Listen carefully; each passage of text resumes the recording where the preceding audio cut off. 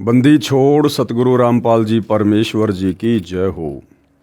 भाई और बहनों, पुस्तक भोगेगा अपना किया रे, इसके ऊपर वीडियो बनाने की श्रृंखला जारी है।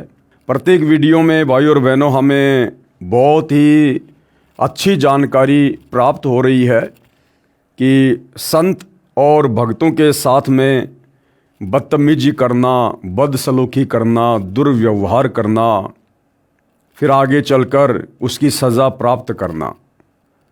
तो भाई और बहनों, हमें शिक्षा भी मिल रही है और साथ में करोथा कांड से लेकर बरवाला कांड, इनमें किन किन लोगों की विशेष भूमिका रही है, सतगुरु रामपाल जी परमेश्वर जी का प्रत्यक्ष या अप्रत्यक्ष रूप से उन लोगों के प्रति क्या रवैया रहा है, ये सारी बातें हमें इस पुस्तक भोगेगा अपना किया से प्राप्त हो रही है। साथ ही सतगुरु रामपाल जी के विषय में वर्तमान समय को लेकर बहुत सारे भविष्य वक्ताओं ने सैकड़ों वर्ष पहले भविष्यवाणियाँ की हुई हैं।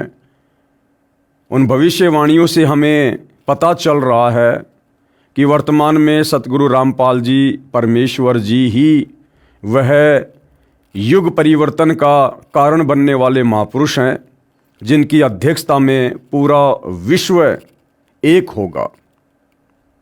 जय गुरुदेव की भविष्यवाणी हमने पढ़ी, फ्लोरेंस की भविष्यवाणी हमने पढ़ी।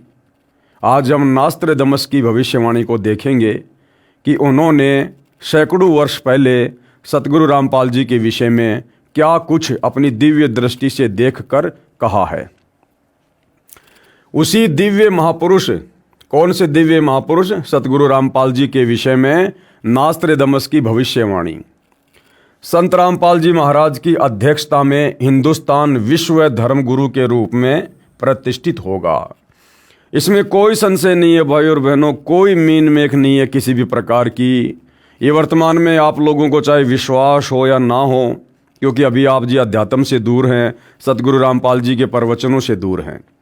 लेकिन जब आप सतगुरु रामपाल जी के सत्संग सुनना शुरू करेंगे, आपको पता चलेगा कि सतगुरु रामपाल जी के अलावा धर्म ग्रंथों का सार, निष्कर्ष, उनके अंदर छुपा हुआ वो तत्व भेद आज तक किसी भी व्यक्ति ने, चाहे वो आचार्य हो, शंकराचार्य हो, मंडलेश्वर हो, किसी भी धर्म का धर्म गुरु हो, उसने अपने समाज को निकाल कर नहीं दिया।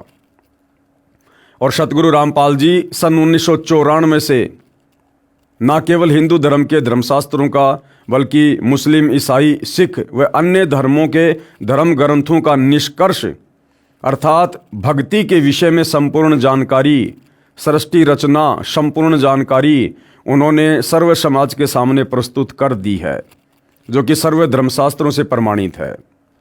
तो आने वाले समय में भारत ही आध्यात्मिक मामले में सर्वोपरि देश होगा और भारत को सर्वोपरि देश बनाने में सतगुरु रामपाल जी का ही एकमात्र महत्वपूर्ण योगदान होगा। तो सतगुरु रामपाल जी ही आने वाले समय में विश्व गुरु के रूप में पूरी दुनिया के सामने प्रकट होंगे। फ्रेंच यानी फ्रांस देश के नास्त्रदमस नामक प्रसिद्ध भविष्यवक्ता ने सन ईस्वी सन 1555 में 1000 श्लोकों में भविष्यवाणी की सांकेतिक सत्य भविष्यवाणियाँ लिखी हैं। 100 श्लोकों के 10 शतक बनाए हैं, जिनमें से अब तक सर्व सिद्ध हो चुकी हैं। यदि आज से पहले उनकी सारी भविष्यवाणियाँ सिद्ध हो चुकी हैं, तो निसंशय आगे के समय के लिए उन्होंने जो सतगुरु रामपाल जी के विषय में कहा है, वो भी निर्विवाद रूप से सत्य ही साबित होंगी। हिंदुस्तान में सत्य हो चुकी भविष्यवाणियों में से यानी नास्त्रदमस जी ने आज से पहले भारत के विषय में और क्या क्या भविष्यवाणियाँ की थी, जो भविष्यवाणियाँ समय आने पर बिल्कुल सत्य सिद्ध हुई। इससे हमारा विश्वास बढ़ेगा कि उन्होंने एक महापुरुष के विषय में अर्थात सतगुरु रामपाल जी के विषय में जो भविष्यवाणी की हुई है, वो भी परम सत्य साबित होगी। सबसे पहले भविष्यवाणी उन्होंने भारत की प्रथम महिला प्रधानमंत्री श्रीमती इंदिरा गांधी जी के विषय में की थी, जो बिल्कुल सत्य साबित हुई। भारत की प्रथम महिला प्रधानमंत्री बहुत प्रभावशाली व कुशल होगी, ये संकेत स्वर्गीय श्रीमती इंदिरा गांधी की ओर है तथा उनकी मृत्यु निकटतम रक्षक द्वारा होना लिखा था, जो सत्य हुई। यानी नास्त्रेदमस जी ने अपनी भविष्यवाणी में लिखा था कि जो भारत की प्रधानमंत्री होगी, इंदिरा गांधी के विषय में संकेत था, और कहा था कि उनकी मृत्यु उन्हीं के बॉडीगार्ड के द्वारा होगी। और भाई और बहनों, ऐसा ही हुआ। उसके बाद उन्हीं का पुत्र उनका उत्तराधिकारी होगा, बिल्कुल सत्य हुआ। और वह बहुत कम समय तक राज्य करेगा, बिल्कुल सत्य साबित हुई उनकी बात। तथा आकस्मिक मृत्यु को प्राप्त होगा, यानी राजीव गांधी जी की अकाल मृत्यु हुई थी बॉम्ब ब्लास्ट में, जो सत्य सिद्ध हुई। पूर्व प्रधानमंत्री स्वर्गीय श्री राजीव गांधी जी के विषय में। आगे संत रामपाल जी महाराज के विषय में भविष्यवाणी नास्त्रेदमस द्वारा जो विस्तार पूर्वक लिखी है, तो हम इसको देखते हैं। अपनी भविष्यवाणी के शतक 5 के अंत में तथा शतक 6 के प्रारंभ में नास्त्रेदमस जी ने लिखा है कि आज अर्थात ईस्वी सन 1555 से ठीक 450 वर्ष बाद अर्थात सन 2006 में एक हिंदू संत यानी शायरन प्रकट होगा। प्रकट होने का मतलब है 2006 में करोथा कांड हुआ, और करोथा कांड के बाद विशेषकर हरियाणा से बाहर के लोग भी जानने लगे कि हरियाणा में संत रामपाल जी भी कोई संत है, कोई महापुरुष है। अर्थात सर्व जगत में उनकी चर्चा होगी। उस समय उस हिंदू धार्मिक संत यानी शायरन की आयु 50 व 60 वर्ष के बीच होगी। परमेश्वर ने नास्त्रेदमस को संत रामपाल जी महाराज के अधेड़ उम्र वाले शरीर का साक्षात्कार करवाकर चलचित्र की भांति सारी घटनाओं को दिखाया और समझाया। जिस प्रकार महाभारत का युद्ध कुरुक्षेत्र के मैदान में हो रहा था और हस्तिनापुर में कई किलोमीटर दूर बैठा बैठा संजय दिव्य दृष्टि प्राप्त करके धृतराष्ट्र को सारे युद्ध का वर्णन बिल्कुल सटीक बता रहा था।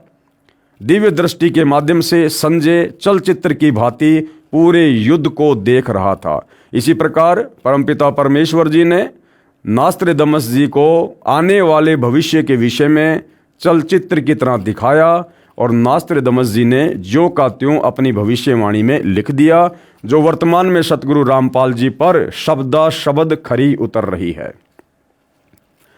श्री नास्त्रेदमस जी ने 16वीं सदी को प्रथम शतक कहा है।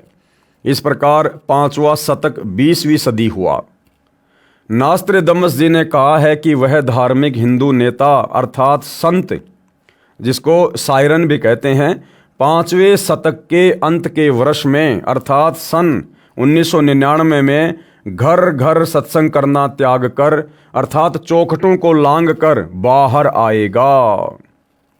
घर घर सत्संग करना त्याग कर अर्थात सतगुरु रामपाल जी ने 1999 में गांव-गांव में जाकर आदरणीय गरीबदास जी महाराज जी की अमर वाणियों का अखंड पाठ करना त्याग कर सत्संग करना छोड़कर, और भक्तों ने जो करोथा आश्रम बनाया था उस आश्रम में बैठकर सत्संग करने लगे, और समाचार पत्रों के माध्यम से भी सत्यार्थ प्रकाश के लेख व अन्य धार्मिक लेख उन्होंने समाज में भेजने शुरू किए तथा अपने अनुयायियों को शास्त्र विधि अनुसार भक्ति मार्ग बताएगा।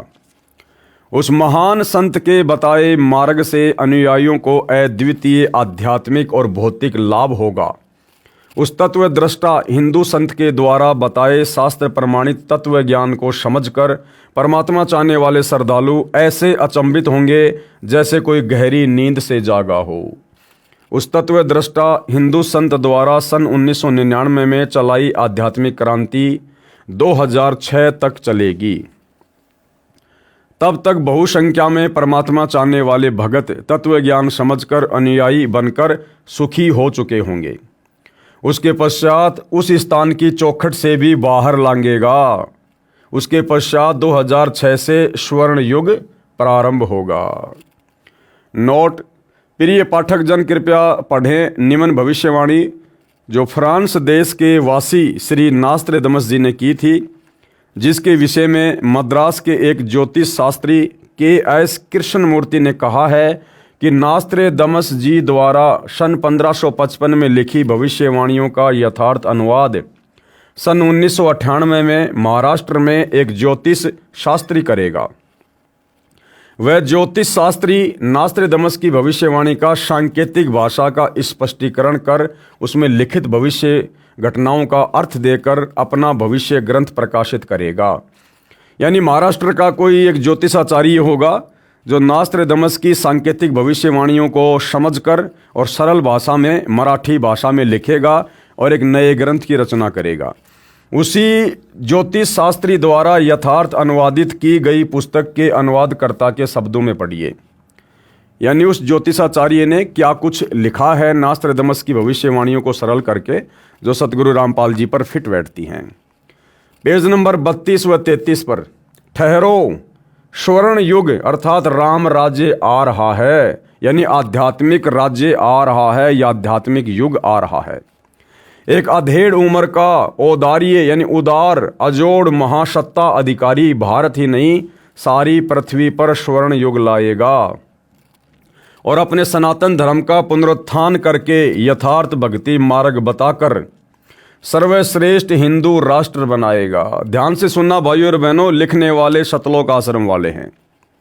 क्या लिख रहे हैं? और अपने सनातन धर्म का पुनरुत्थान करके, यानी जो सनातन धर्म धीरे धीरे लुप्त होता जा रहा है, लुप्त हो ही चुका है, केवल सनातन का नाम रह गया, बाकी सारे कर्म और भक्ति सनातन के विपरीत भारतवासी कर रहे हैं। तो वो जो महापुरुष होगा वो दोबारा से सनातन का पुनरुत्थान करेगा। यानी धार्मिक क्षेत्र में उससे बड़ा योगदान, उससे बड़ी क्रांति और कोई नहीं लाएगा। ये पुस्तक भाइयों और बहनों सतलोक आश्रम वालों ने लिखी थी 2014 के बरवाला कांड से पहले, और वर्तमान समय चल रहा है 2025 का, जिस समय आप ये वीडियो देख रहे हैं। लिखने वाले सतलोक आश्रम वाले क्या लिख रहे हैं कि वह महापुरुष अर्थात संत रामपाल जी सनातन धर्म का पुनः उत्थान करेगा।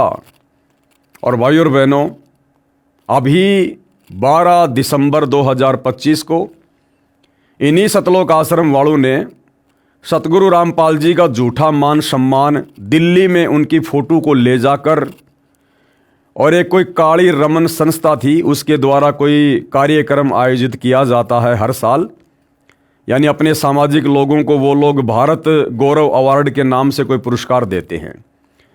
तो सतलोक आश्रम वाले वहाँ पर सतगुरु रामपाल जी की फ़ोटो को ले गए, क्योंकि सतगुरु रामपाल जी वर्तमान 2025 में हिसार जेल में बैठे हुए, और वहाँ जाकर इन लोगों ने सतगुरु रामपाल जी का उस संस्था से सम्मान करवाया।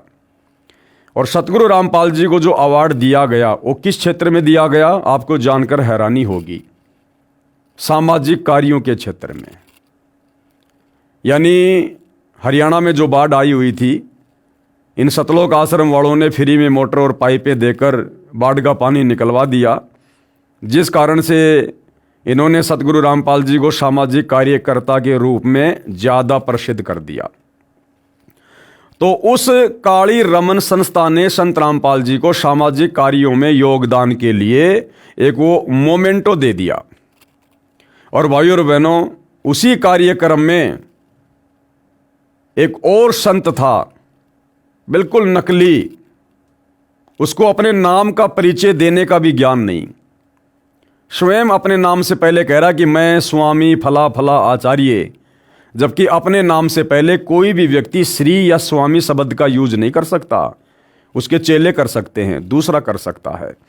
तो जिस व्यक्ति को स्वयं के नाम का परिचय देने का भी ज्ञान नहीं, उस व्यक्ति को वहां पर बहुत बड़ा संत बनाकर और उसको जो अवार्ड दिया गया वो क्या था पता है?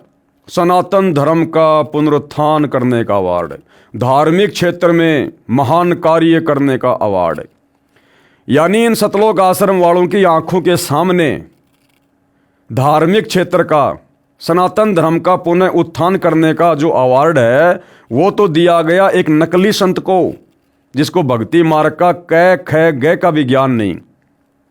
और सतगुरु रामपाल जी जो वास्तव में सारी सृष्टि के रचयिता हैं, अध्यात्म की जिन्होंने शुरुआत की है, इनके अलावा भक्ति मार्ग के विषय में कोई ABCD भी बता नहीं सकता, उस महापुरुष सतगुरु रामपाल जी को इन मंदबुद्धि सतलोक आश्रम वालों ने धार्मिक क्षेत्र का अवार्ड नहीं दिलवाया, सनातन धर्म के पुनरुत्थान का अवार्ड नहीं दिलवाया, केवल सामाजिक कार्यों में सहयोग करने का एक अवार्ड दिलवाया। एक छोटा सा वीडियो आपको दिखा देता हूं भाइयों और बहनों। इस वीडियो को देखने के बाद आप लोगों को समझ में आ जाएगा कि ये सतलोक आश्रम वाले कितना सतगुरु रामपाल जी को समझ पाए हैं और कितना उनके आध्यात्मिक ज्ञान को समझ पाए हैं। उस कार्यक्रम में इन्होंने सतगुरु रामपाल जी का सम्मान नहीं बल्कि उनका अपमान करवाया है। सतगुरु रामपाल जी के सामने अब उनकी छवि ले गए हैं उनका सम्मान करवाने के लिए, तो इनकी नज़रों में तो सतगुरु रामपाल जी का सम्मान हुआ है। तो सतगुरु रामपाल जी के सामने, जो कि अध्यात्म के उत्पत्ति करता हैं, जनक हैं और एक नकली संत, दो कोड़ी का जीव, उसको इन सतलोक आश्रम वालों की आंखों के सामने अध्यात्म का सर्वश्रेष्ठ अवार्ड दिया गया। इन नालायकों ने मुख से एक शब्द भी नहीं निकाला कि जी आप ये क्या कर रहे हो। अगर ये संत जी अध्यात्म को इतना जानते हैं, इतना पहचानते हैं, अगर ये इस अवार्ड के योग्य हैं, तो इनको सतगुरु रामपाल जी के भक्तों के साथ में डिबेट करनी चाहिए, आध्यात्मिक ज्ञान चर्चा करनी चाहिए। उसके बाद जो विजयी हो उसको ये अवार्ड दिया जाना चाहिए।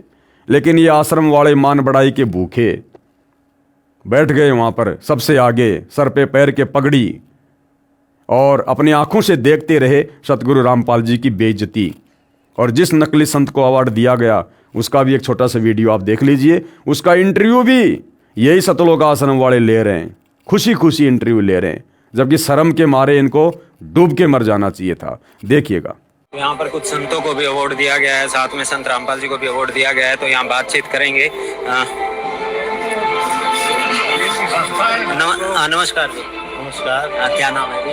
स्वामी गौरी शंकराचार्य। अच्छा, आपको भी अवार्ड दिया है, अभी हमने देखा आपको भी अवार्ड दिया गया है। थोड़ा हमारे दर्शकों को बताइए कि आपके जिन कार्य क्षेत्र हैं उनके लिए बताइए। देखिए, हम धार्मिक क्षेत्र के व्यक्ति हैं। हमारा काम सनातन वैदिक धर्म का प्रचार प्रसार करना। हम लगभग 18 देशों में इस वक्त सनातन धर्म का प्रचार करते हैं, ठीक है। और योग है हमारा जो सब्जेक्ट है, मेडिटेशन है। इस प्रकार से हम समाज में कई देशों में हम लोग कार्यक्रम करते हैं। और विशेष हम ये कह सकते हैं कि हम एक सच्चे सिपाही है सनातन वैदिक धर्म के, और उसके लिए जो हो सकता है क्षेत्र में हम आगे बढ़ते हैं। तो भाइयों और बहनों, ये छोटा सा वीडियो दिखाने का मेरा मकसद ये था कि जो सतलोक आश्रम वाले इस पुस्तक में खुद लिख रहे हैं सतगुरु रामपाल जी के विषय में कि सनातन धर्म का पुनरुत्थान करके यथार्थ भक्ति मार्ग बताकर सर्वश्रेष्ठ हिंदू राष्ट्र बनाएगा, तो सतगुरु रामपाल जी के बारे में ये खुद क्या लिख रहे हैं। और वर्तमान में ये लोग सतगुरु रामपाल जी को भक्ति मार्ग का सर्वश्रेष्ठ योद्धा घोषित ना करके, साबित ना करके, एक छोटे से सामाजिक कार्यकर्ता के रूप में समाज के सामने पेश करके उनकी बेइज्जती करवा रहे हैं। तत्पश्चात ब्रह्म देश यानी बांग्लादेश, पाकिस्तान, बांग्ला, श्रीलंका, नेपाल, तिब्बत, अफगानिस्तान, मलाया आदि देशों में वही सार्वभौम धार्मिक नेता होगा। यानी पूरे एशिया में सतगुरु रामपाल जी ही सबसे बड़ी सार्वभौमिक सत्ता के रूप में, शासक के रूप में उभर कर आएंगे। और सत्ताधारी चांडाल चौकड़ियों यानी वर्तमान में जो राजनीति का हिस्सा हैं, मंत्री, प्रधानमंत्री, मुख्यमंत्री, सत्ताधारी चंडाल चौकड़ियों पर उसकी सत्ता होगी। ये सारे के सारे फेल हो जाएंगे। वर्तमान के राजनेता, वर्तमान की पार्टियां हाथ खड़े कर देंगे, क्योंकि ये युग परिवर्तन का दौर चल रहा है। 2028 निर्धारित है। ऐसी विकट परिस्थितियां देश और दुनिया में पैदा होंगी, ये राजनेता ऊपर को हाथ खड़े करके भागेंगे, जैसे नेपाल में भाग रहे थे। उस समय सतगुरु रामपाल जी अपने हाथों में पूरे विश्व की बागडोर को संभालेंगे। वह नेता दुनिया को अधाप मालूम होना है, बस देखते रहो। फिर आगे क्या लिखते हैं नास्त्रेदमस जी? पृष्ठ 40 पर फिर लिखा है, ठहरो राम राज्य यानी स्वर्ण युग आ रहा है। जून 1999 से 2006 तक चलने उत्क्रांति उत्क्रांति में स्वर्ण युग का उत्थान होगा। हिंदुस्तान में उदय होने वाला तारणहार सायरन दुनिया में सुख, समृद्धि व शांति प्रदान करेगा। क्योंकि सुख, समृद्धि और शांति भाइयों और बहनों विज्ञान से पैदा नहीं होती है, शास्त्र विरुद्ध साधना से पैदा नहीं होती है। संसार में सुख और शांति शास्त्र अनुकूल सत भक्ति करने से होती है, क्योंकि जब हम शास्त्र अनुकूल सत भक्ति करेंगे और विधि विधान से धर्म यज्ञ करेंगे तो उससे हमारे पुण्यों में वृद्धि होती है, और जब पुण्यों में वृद्धि होगी तो ऑटोमेटिक परमात्मा के विधान अनुसार जीव सुखी होगा। नास्त्रेदमस जी ने निसंदेह कहा है कि प्रकट होने वाला सायरन, यानी सारी दुनिया के सामने अचानक से प्रकट होने वाला सायरन अभी ज्ञात नहीं है, लेकिन वह क्रिश्चियन अथवा मुसलमान हरगिज नहीं है, वह हिंदू ही होगा। और मैं नास्त्रेदमस उसका अभी छाती ठोक कर गर्व करता हूँ, क्योंकि उस दिव्य स्वतंत्र सूर्य सायरन का उदय होते ही सारे पहले वाले विद्वान कहलाने वाले महान नेताओं को निष्प्रभ होकर उसके सामने नम्र बनना पड़ेगा। यानी भाइयों और बहनों, आने वाले समय में 2 से 3 वर्षों में जो तांडव धरती पर मचेगा युग परिवर्तन के दौरान, उस समय ये दुनिया भर के जितने भी बड़े बड़े नेता हैं जिनकी वर्तमान में बहुत बड़ी महिमा हो रही है, चाहे कोई किसी देश का प्रधानमंत्री हो, चाहे राष्ट्रपति हो, और आध्यात्मिक क्षेत्र में जितने बड़े बड़े धर्मगुरु हैं, चाहे किसी भी धर्म से संबंधित हों, आचार्य शंकराचार्य, पोप, पादरी, मुल्ला, मौलवी, इन सब को आने वाले समय में सतगुरु रामपाल जी के आगे नतमस्तक होना पड़ेगा, विनम्र होना पड़ेगा, और ये स्वीकार करना पड़ेगा कि हम तो आप जी के सामने ऊंट के मुंह में जीरे के बराबर भी नहीं हैं। वह हिंदुस्तानी महान तत्वदृष्टा संत सभी को अभूतपूर्व राज्य प्रदान करेगा। वह समान कायदा, समान नियम बनाएगा। स्त्री पुरुष में, अमीर गरीब में, जाति और धर्म में कोई भेदभाव नहीं रखेगा, किसी पर अन्याय नहीं होने देगा। उस तत्वदर्शी संत का सर्व जनता विशेष सम्मान करेगी। माता पिता तो आदरणीय होते ही हैं, परंतु आध्यात्मिकता व पवित्रता के आधार पर उस शायरन यानी तत्वदर्शी संत का माता पिता से भी अलग श्रद्धा स्थान होगा। यानी भाइयों और बहनों, आज हमें पता चल गया कि माता पिता ने तो केवल हमारे को जन्म दिया, और जन्म देने के लिए भी केवल माता पिता निमित्त बने हैं। एक माता पिता की औकात नहीं है कि 2 पानी की बूंद से शारीरिक मिलन करके और एक इस प्रकार से जीवित इंसान को जन्म दे देंगे। ये सारा का सारा विधान परमात्मा का बनाया हुआ है, माता पिता केवल निमित्त बनते हैं। तो आज सतगुरु रामपाल जी के तत्व ज्ञान से आप और हमें भली भांति समझ में आ गया है कि माता पिता तो केवल हमारे को संसार में लाने का एक माध्यम है, और संसार में हम क्यों लाए गए हैं, ये मनुष्य जन्म क्यों मिला है, शास्त्र अनुकूल सत भक्ति करके आत्म कल्याण करवाने के लिए। और ये मौका किसने दिया? परमपिता परमेश्वर कबीर जी ने। और वही परमपिता परमेश्वर कबीर जी वर्तमान में उसी महापुरुष सतगुरु रामपाल जी के नाम से प्रकट हैं। तो सारा का सारा खेल ये किसका? सतगुरु रामपाल जी का। इसलिए माता पिता का तो हम सम्मान करते हैं, सब ने करना चाहिए, लेकिन माता पिता से लाखों गुना ज़्यादा सम्मान और श्रद्धा हमारे दिलो दिमाग में सतगुरु रामपाल जी परमेश्वर जी के प्रति है। हमारे माता पिता की श्रद्धा भी सतगुरु रामपाल जी के चरणों में है, और हमारी भी विशेष श्रद्धा सतगुरु रामपाल जी के ही चरणों में है, क्योंकि उनकी शरण के बिना जीव का कल्याण नहीं हो सकता। वो जीव चाहे माता पिता हो, चाहे उनके बेटा बेटी हों, और यदि आत्म कल्याण नहीं हुआ तो अगले जन्म में माता पिता भी लक 84 में गधे कुत्ते बनेंगे, और वो बेटा बेटी भी गधे कुत्ते के शरीर प्राप्त करेंगे। इसलिए यहाँ पर लिखा जा रहा है कि माता पिता का भी एक अलग ही जो है स्थान होता है, एक श्रद्धा होती है, लेकिन माता पिता से भी बढ़कर श्रद्धा शिष्यों की अपने गुरु के प्रति होगी। नास्त्रेदमस स्वयं ज्यू वंश का था तथा फ्रांस देश का नागरिक था। उसने क्रिश्चियन धर्म स्वीकार कर रखा था। उसके बावजूद भी नास्त्रेदमस ने यही कहा है कि वह सायरन, वह महापुरुष, वो निश्चित तौर पर हिंदू होगा। यानी उसने जैसा अपनी समाधि में देखा वैसा ही उसने जो का त्यों बोल दिया। उसने क्रिश्चियन धर्म स्वीकार कर रखा था, फिर भी नास्त्रेदमस ने निसंदेह कहा है कि प्रकट होने वाला सायरन केवल हिंदू ही होगा। आगे फिर क्या लिखा गया है? सभी को समान कायदा, नियम, अनुशासन पालन करवाकर सत्य पथ पर लाएगा। मैं नास्त्रेदमस एक बात निर्विवाद सिद्ध करता हूँ, वह सायरन यानी धार्मिक नेता नया ज्ञान आविष्कार करेगा। नया ज्ञान आविष्कार करने का मतलब है अध्यात्म के विषय में वो अनसुलझे रहस्य उजागर करेगा, अर्थात सृष्टि रचना को बताएगा, सचखंड की जानकारी देगा और सार शब्द सार नाम का आविष्कार करके, उन गुप्त मंत्रों का आविष्कार करके अपने अनुयायियों को देगा। वह सत्य मार्गदर्शन करवाने वाला तारणहार एशिया खंड में जिस देश के नाम महासागर यानी हिंद महासागर है, उसी नाम वाले हिंदुस्तान देश में जन्म लेगा। वह ना ही तो क्रिश्चियन होगा, ना मुसलमान, ना ज्यू होगा, वह निसंदेह हिंदू होगा। यानी एक एक शब्द नास्त्रेदमस जी का सतगुरु रामपाल जी पर खरा खरा उतर रहा है।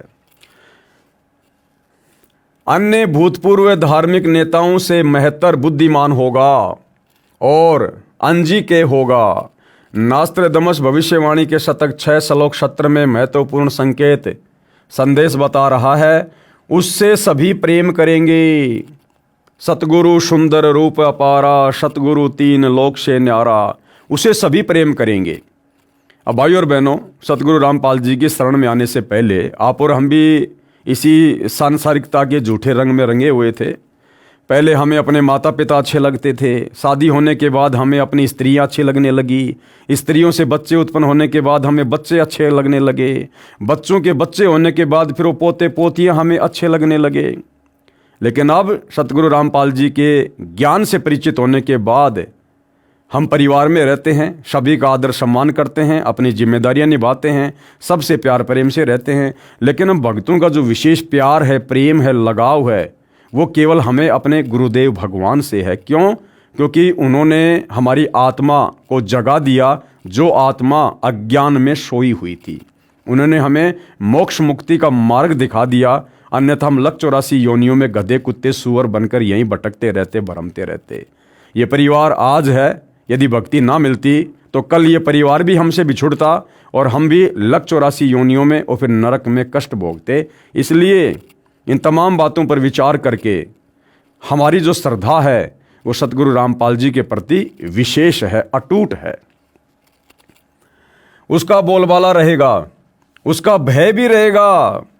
भाई भगत को तत्व ज्ञान हो जाएगा कि यदि मर्यादा तोड़ दी, भक्ति को हल्के में ले लिया, गुरु के प्रति मन में कोई दोष आ गया तो भैया मर्यादा टूटेगी, फिर लक 84 में जाएगा, मोक्ष नहीं हो पाएगा। और मोक्ष नहीं हुआ तो फिर क्या होगा? नरक में जाएगा, जीवन बर्बाद हो जाएगा, युगों युग बीत जाएंगे, ना जाने परमात्मा फिर कब संभालेगा। तो फिर भगत को भय भी होगा। और भाइयों और बहनों, भय बिना भक्ति नहीं होती, भक्ति में भय भी जरूरी है। कोई भी अपकृत्य करना नहीं सोचेगा, यानी कोई भी दुष्कर्म नहीं करेगा, फिर भगत उसका नाम व कीर्ति त्रिखंड में गूंजेगी, तीनों लोकों में गूंजेगी, अर्थात आसमानों के पार उसकी महिमा का बोलबाला होगा।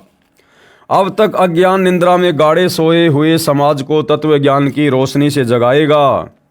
सर्व मानव समाज हड़बड़ा कर जागेगा, उसके तत्व ज्ञान के आधार से भक्ति साधना करेगा, सर्व समाज से सत्य साधना करवाएगा, जिस कारण सर्व साधकों को अपने आदि अनादि स्थान सतलोक में अपने पूर्वजों के पास ले जाकर वहाँ स्थायी स्थान प्राप्त करवाएगा, यानी वारिस बनाएगा।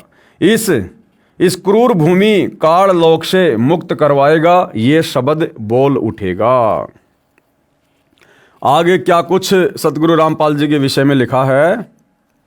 यह हिंसक महाकाल कौन है, कहाँ है, ये बात सायरन यानी तत्वदर्शी संत ही बताएगा। उस क्रूर चंद्र से वह सायरन ही मुक्त करवाएगा। और निसंदेह सृष्टि रचना के माध्यम से हमें पता चल गया है कि ये काल कौन है, क्यों यहाँ हमें जन्म और मरण के चक्कर में कर्म बंधन में बांध रखा है, और किस प्रकार से हम इस काल के लोक से मुक्ति प्राप्त करेंगे। सायरन यानी तत्वदर्शी संत के कारगिर्द में इस भूतल की पवित्र भूमि पर हिंदुस्तान में स्वर्ण युग का अवतरण होगा, फिर वह पूरे विश्व में फैलेगा। उस विश्व नेता और उसके सद्गुणों की उसके बाद भी महिमा गाई जाएगी। भाई जो पूरी पृथ्वी को एक प्रकार से सतयुग में तब्दील करके चला जाएगा। अपने मिशन को पूरा करने के बाद सतगुरु रामपाल जी जब शरीर सतलोक को प्रस्थान करेंगे तो आने वाले लाखों वर्षों तक इस पृथ्वी पर उनके इस महान उपकार के लिए दुनिया उनको याद किया करेगी और लाखों वर्षों तक पृथ्वी पर उन्हीं का बोलबाला होगा, उन्हीं की महिमा होगी। उसके मन की शालीनता, विनम्रता, उदारता का इतना रेल पेल बोलबाला होगा कि इससे पहले नमूद किए हुए शतक 6 श्लोक 70 के आखिरी पंक्ति में किया हुआ उल्लेख कि अपना शब्द खुद ही बोल उठता है और शायरन की ही जुबान बोल रही है कि शायरन अपने बारे में बस 3 ही शब्द बोलता है, एक, विजयी और ज्ञाता। 3 ही शब्द बोलता है। यहाँ पर भाइयों और बहनों, ये प्रथम नाम, शतनाम और सारनाम के विषय में संकेत है। इसके साथ और विश्लेषण ना चिपकाएं, मुझे मंजूर नहीं होगा। इसके साथ और कोई मंत्र संत्र मत चिपका देना, ये बिल्कुल भी मुझे मंजूर नहीं होगा। कौन कह रहा है? नास्त्रेदमस। जबकि सतलोक आश्रम वालों ने तो चिपका दिया, सार शब्द के नाम पे चौथा मंत्र चिपका दिया। 1 लाख रुपए लेकर 1 लाख रुपए का संकल्प करवाकर जो चौथा मंत्र दिया जा रहा है, सार शब्द ओम सोहम सत्य कबीरा, इन्होंने तो चिपका दिया। यह पृष्ठ 42 वाला 4 उल्लेख वाणी शतक 6 श्लोक 71 पर है। हिंदू शायरन अपने ज्ञान से दैप्तीयमान उतुंग ऊंचा स्वरूप का विधान तत्व ज्ञान फिर से बिना शर्त उजागर करवाएगा। मानवीय संस्कृति निर्धोक संवारेगा, इसमें संशय नहीं। अभी किसी को मालूम नहीं, लेकिन अपने समय पर जैसे नरसिंह अचानक प्रकट हुआ था, ऐसे ही वह विश्व महान नेता ग्रेट शायरन अपने तर्क शुद्ध अचूक आध्यात्मिक ज्ञान और भक्ति तेज से विख्यात होगा। क्योंकि भाइयों और बहनों, युग परिवर्तन का दौर है, 2028 निर्धारित है, विश्व में धमाका होगा, हर प्रकार से त्राहिमाम होगा। कहीं भूकंप आएगा, कहीं बाढ़ आएगी, कहीं अतिवृष्टि होगी, कहीं सूखा पड़ेगा, अकाल आएगा, कहीं महामारियां फैलेंगी, कहीं युद्ध हो रहा है, कहीं गृह युद्ध हो रहे हैं। त्राहिमाम मचेगा। और उस समय किसी भी धर्म के ना ही तो देवी देवता आगे आकर मदद करेंगे, ना ये नकली साधु संत महात्मा सामने आएंगे, और ना किसी राष्ट्र का राष्ट्राध्यक्ष, कोई प्रधानमंत्री, मुख्यमंत्री या राष्ट्रपति जनता की पुकार सुनेगा या उनका बचाव करेगा। ये राजनेता भी हाथ ऊपर खड़े करके भागते नजर आएंगे। उस समय भाइयों और बहनों, भारत देश की सत्ता को सर्वप्रथम सतगुरु रामपाल जी अपने हाथ में लेंगे और फिर इन्हीं की देखरेख में, इन्हीं के अनुयायियों के द्वारा फिर पूरे विश्व की सत्ता को संभाला जाएगा। दोबारा से शांति स्थापित की जाएगी, संसार में स्थिरता आएगी। मैं नास्त्रेदमस अचंभित हूँ, मैं ना उसके देश जहाँ से अवतरित होगा अर्थात सतलोक देश को तथा ना उसको जानता हूँ। अब देखो भाइयों और बहनों, कितने संकेत हैं, लेकिन ये सतलोक आश्रम वाले नहीं समझ पाए। नास्त्रेदमस क्या कह रहा है कि मैं नास्त्रेदमस अचंभित हूँ, मैं ना उसके देश को जानता हूँ। कौन सा देश? जहाँ से वो अवतरित होगा, यानी वहाँ से चलकर आएगा। कौन सा देश? सतलोक देश। अब बताओ भाइयों और बहनों, अगर सतगुरु रामपाल जी सतलोक से चलकर आए हैं तो सतलोक में कौन रहता है? या तो आत्मा या परमात्मा। तो परमात्मा तो हमेशा से मुक्त है और सतलोक में रहने वाली आत्मा भी मुक्त है। तो बताओ भाइयों और बहनों, अब वो मुक्ति प्राप्त आत्मा सतलोक से चलकर इस गंदे लोक में एक माँ के गर्भ में 9 महीने कष्ट क्यों उठाएगी? ऊपर को पैर, नीचे को सिर, क्यों कष्ट उठाएगी वो आत्मा? क्या ऋण बाकी रह गया था? और ऋण बाकी था तो फिर सतलोक कैसे चली गई? तो नास्त्रेदमस कह रहे हैं कि वह सायरन सतलोक से चलकर आएगा, अर्थात सतगुरु रामपाल जी किसी माँ के गर्भ से जन्म लेकर पैदा नहीं हुए। ये स्वयंभू परमात्मा है, ये कबीर परमेश्वर हैं। हमारी चरम दृष्टि को धोखा देते हुए परमात्मा इसी प्रकार की लीला करते हैं। हम अज्ञानी जीवों को लगता है कि ये माँ के गर्भ से आए हैं, परंतु माँ के गर्भ से नहीं आते परमात्मा। इसलिए भाइयों और बहनों, अपने गुरुजी को माँ के गर्भ से जन्म लेकर जन्म लिया हुआ कहना या समझना अपने गुरुदेव भगवान के ऊपर संदेह करने में आता है, गुरु को मानुष मानने में आता है। और आदरणीय गरीबदास जी कहते हैं, गुरु को मानुष जो गिने, मानुष यानी एक मनुष्य जैसा। अब माँ के गर्भ से तो मनुष्य जन्म लेके आएगा, भगवान जन्म लेके नहीं आता। तो गरीबदास जी कहते हैं, गुरु को मानुष जो गिने, कर चरणा अमृत को पान, ते नर नरक में जाएंगे, जन्म जन्म बने समान। तो अपने गुरु को मानुष मानने वाला अर्थात माँ के गर्भ से जन्म लेकर आया हुआ, मानने वाला, बताने वाला, लिखने वाला, गरीबदास जी कहते हैं अंत में नरक में जाएगा और कुत्ते की योनि प्राप्त करेगा। तो भाई सतलोक आश्रम वाले भाई बहनों, कम से कम नास्त्रदामस जी की भविष्यवाणी पर तो विश्वास कर लो कि वो सायरन कहाँ से आएगा।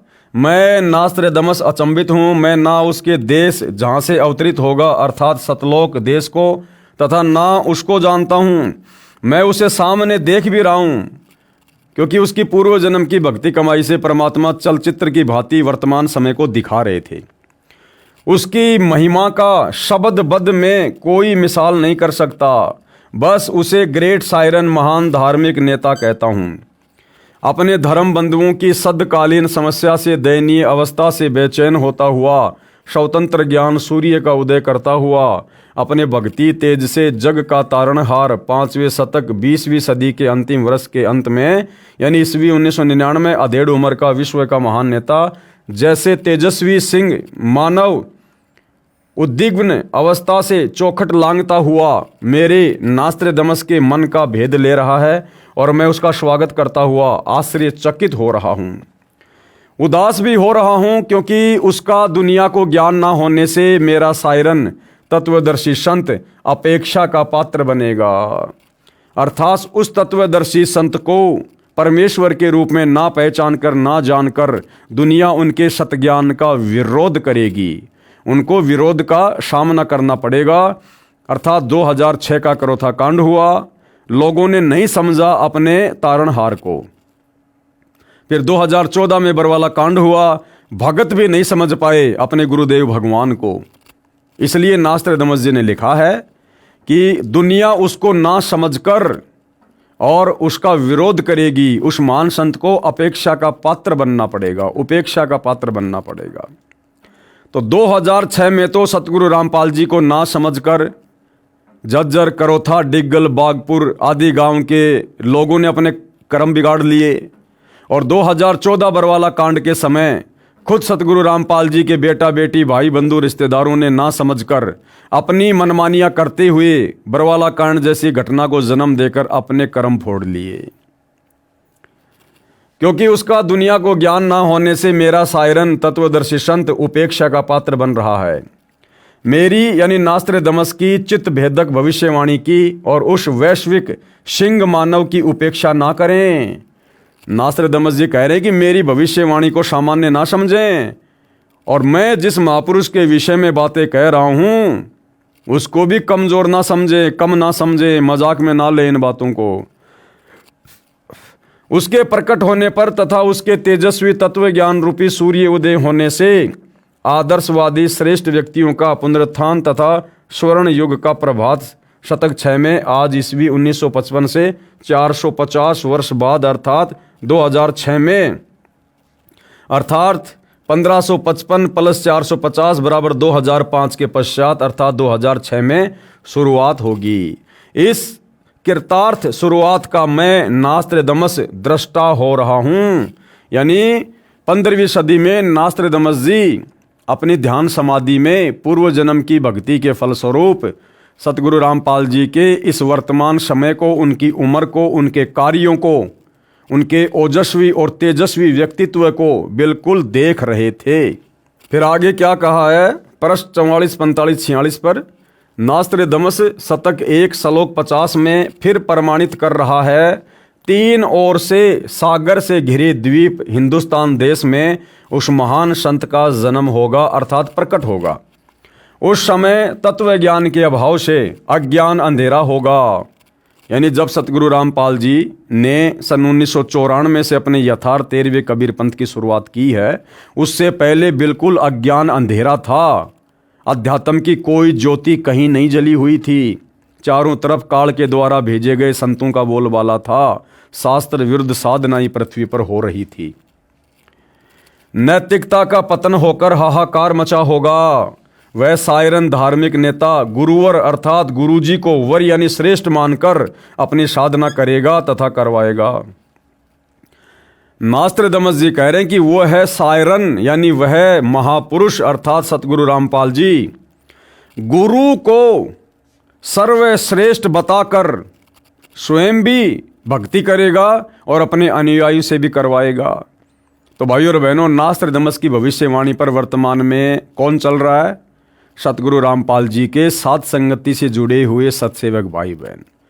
क्योंकि हम अपने गुरु को ही तो सर्वश्रेष्ठ मानकर, भक्ति का जनक मानकर, सारी सृष्टि का रचनहार मानकर, एकमात्र हम उन्हीं को अपना इष्ट मानकर उनकी पूजा 5 दीपक वाली थाली से उतारते हुए, तीनों समय की आरती करते हुए, उनके शीश पर चवर लहराते हुए और उन्हीं को एकमात्र गीता अध्याय 3 श्लोक 13 के अनुसार परमात्मा मानकर भोग लगाते हुए हम भाई बहन भक्ति कर रहे हैं नहीं कर रहे?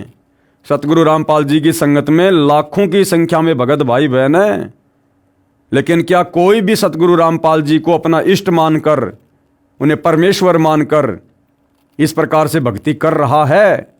केवल साथ संगति से जुड़े भाई बहन, बाकी सतलोक आश्रमों से जुड़े भाई बहन वर्तमान समय 2025 तक केवल उनको मानुष मानते हैं और परमात्मा मान रहे हैं, इष्ट मान रहे हैं दाढ़ी मूंछ वाली उस कबीर जी की नकली फोटो को।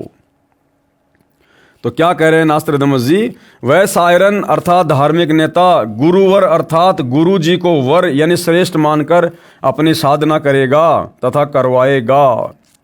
यानी सतगुरु रामपाल जी ने भी अपने मुंह बोले गुरु जी को ही महत्वता दी, आप और हमें गुरु का महत्व समझाने के लिए।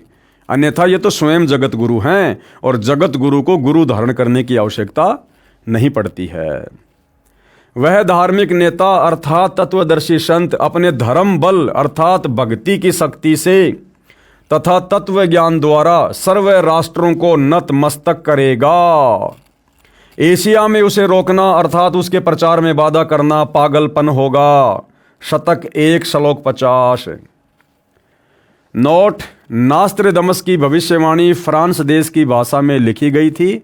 बाद में एक पॉल ब्रंटन नामक अंग्रेज ने इस नास्त्रदमस की भविष्यवाणी सेंचुरी ग्रंथ को फ्रांस में कुछ वर्ष रहकर समझा, फिर इंग्लिश भाषा में लिखा। उसने गुरुवार शब्द को बृहस्पति यानी गुरुवार अर्थात थर्सडे जानकर लिख दिया कि वह अपनी पूजा का आधार बृहस्पतिवार को बनाएगा।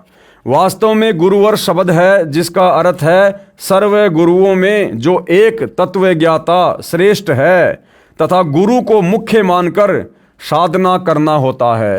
क्या लिख रहे हैं सतलोक आश्रम वाले? देखो, नास्त्रदमस की भविष्यवाणी को भी ये लोग शुद्ध करके लिख रहे हैं कि बृहस्पतिवार का क्या मतलब होता है। क्या कह रहे हैं? गुरु को मुख्य मानकर साधना करना होता है। तो बताओ भाई, फिर हम साथ संगति से जुड़े भाई बहन गुरु द्रोही कहाँ हुए? अरे इस लाखों की संगत में, लाखों की भीड़ में हम साथ संगति वाले भाई बहन ही तो हैं जो गुरु को सर्वश्रेष्ठ मानकर, गुरु को भक्ति का आधार मानकर और भक्ति कर रहे हैं। और जब गुरु को सर्वश्रेष्ठ मान लिया, फिर दाढ़ी मूंछ वाली कबीर की नकली फोटो का हमारे घर में क्या काम, हमारे दरबार में क्या काम? फिर जून के महीने में उस दाढ़ी मूंछ वाली कबीर की नकली फोटो का प्रगट दिवस मनाने का क्या मतलब? तो गुरु को सर्वश्रेष्ठ मानकर नास्त्रदमस की भविष्यवाणी के अनुसार हम सत्सेवक भाई बहन ही भक्ति कर रहे हैं। देखो भाइयों और बहनों, जिस प्रकार गुरुदेव ने बताया कि भाई संसार में गुरु बहुत हो गए, इसलिए परमात्मा ने स्वयं को सतगुरु कहना पड़ा, सच्चा ज्ञान देने वाला। इसी प्रकार भाइयों और बहनों, सतगुरु रामपाल जी की संगत में वर्तमान में जो 2 पार्ट बने हुए हैं, तो क्या है ना, सेवक तो बहुत हो गए, सारे सेवक है संत रामपाल जी के, लेकिन सच्चे सेवक कौन है, सत सेवक कौन है? इसलिए भाइयों और बहनों, हम साथ संगति वाले भाई बहनों को सत सेवक नाम रखना पड़ा। सत सेवक। ये सतलोक आश्रमों में जाने वाले भाई बहन भी सेवक हैं, लेकिन भाई ये अपने गुरुजी के सेवक नहीं है, ये तो मुर्दों के सेवक हैं। ये तो उस मुर्दा फोटो दाढ़ी मूछ वाली जो कबीर जी की समझी जाती है, ना जाने किसने बनाई, आजकल तो एआई से बनाई जा रही है, ये तो उस मुर्दा फोटो के सेवक हैं। इसलिए हम लोगों ने अपने नाम के आगे सत सेवक नाम लगाना पड़ा। गुरु को मुख्य मानकर साधना करना होता है। वेद भाषा में बृहस्पति का भावार्थ सर्वोच्च स्वामी अर्थात परमेश्वर, दूसरा अर्थ बृहस्पति का जगत गुरु भी होता है। जगत गुरु तथा परमेश्वर भी बृहस्पति का बोध है। वह अधेड़ उम्र में तत्व ज्ञान का ज्ञाता तथा श्रेय होकर त्रिखंड में कीर्तिमान होगा। मुझ नास्त्र दमस को उसका नया उपाय साधना मंत्र ऐसा जालिम मालूम होता है जैसे सर्प को वश करने वाला गारुड़ मंत्र से महाविशैले सर्प को वश कर लेता है। यानी नास्त्र दमस जी कह रहे हैं कि उस शायरन के पास, तत्वदर्शी संत के पास भक्ति मार्ग का वह जबरदस्त मंत्र होगा सतनाम। वो इतना प्रभावशाली होगा जैसे गारुड़ के पास में विशैले सर्प को काबू करने का मंत्र होता है। वह नया उपाय, नया कायदा बनाने वाला तत्ववेता दुनिया के सामने उजागर होगा। उसी को मैं नास्त्र दमस अचंभित होकर ग्रेट शायरन बता रहा हूँ। ग्रेट शायरन का मतलब है महान तत्वदर्शी संत। उसके ज्ञान के दिव्य तेज के प्रभाव से उस द्वीप कल्प यानी भारतवर्ष में आक्रामक तूफान खलबली मचेगी, अर्थात अज्ञानी संतों द्वारा विद्रोह किया जाएगा। उसको शांत करने का उपाय भी उसी को मालूम होगा। जैसे जालिम सरपनी को वश किया जाता है, वह सिंह के समान शक्तिशाली व तेज पुंज व्यक्तित्व का होगा। अब देखो भाई और बहनों, नास्त्र दमस जी कह रहे कि सतगुरु रामपाल जी का, उस महापुरुष का, ग्रेट शायरन का व्यक्तित्व क्या होगा? वह तेज पुंज व्यक्तित्व का होगा। तेज पुंज अर्थात भाई और बहनों, हम वाणी में पढ़ते हैं गैबी ख्याल विशाल सतगुरु में कि धन सतगुरु उपदेश देवा 84 ब्रह्म मेट ही तेज पुंज अन्य देह धर कर इस विधि हमको भेट ही। यानी वो कबीर परमात्मा जो सतलोक में तेज पुंज के शरीर युक्त है, वो अपनी काया को, अपने तेज पुंज वाले शरीर को हल्का करके और इस पृथ्वी पर प्रकट होता है। तो सतगुरु रामपाल जी 5 तत्व की काया से निर्मित नहीं हैं। 5 तत्व अग्नि पृथ्वी वायु जल आकाश इससे बनी हुई पंचभौतिक इस शरीर से निर्मित नहीं हैं। इसीलिए तो हम सत्सेवक भाई बहन अपने गुरुदेव भगवान को नूरी शरीर में मानकर, 5 तत्व की देह से अलग मानकर, तेज पुंज वाले व्यक्तित्व का मानकर और 8 सितंबर को उनका प्रकट दिवस मनाते हैं। प्रकट दिवस, क्योंकि कबीर परमात्मा सतगुरु रूप में प्रकट ही होते हैं, और जब प्रकट होते हैं तो उनकी तेज पुंज की देह होती है, भले हमें दिखाई ना दे। इसलिए हम उनका प्रकट दिवस मनाते हैं। तो यहाँ पर क्या लिखा जा रहा है? वह तेज पुंज व्यक्तित्व का होगा, यानी उसकी काया आम मनुष्य की भांति हाड़ मांस से निर्मित नहीं होगी, 5 तत्व से बनी नहीं होगी। वह तेज पुंज युक्त होगा। और नित्य नियम में हम रोज अपने गुरुदेव भगवान की सुबह सुबह महिमा करते हैं और क्या बोलते हैं? गरीब ऐसा सतगुरु हम मिला तेज पुंज के अंग, झिलमिल नूर जहूर है नर रूप श्वेत रंग। गरीब ऐसा सतगुरु हम मिला तेज पुंज के अंग, यानी हम कह तो अपने गुरुजी को रोज रहे हैं कि हमारे गुरुजी तेज पुंज के शरीर वाले हैं, उनके अंग 5 तत्व से बने हुए नहीं हैं।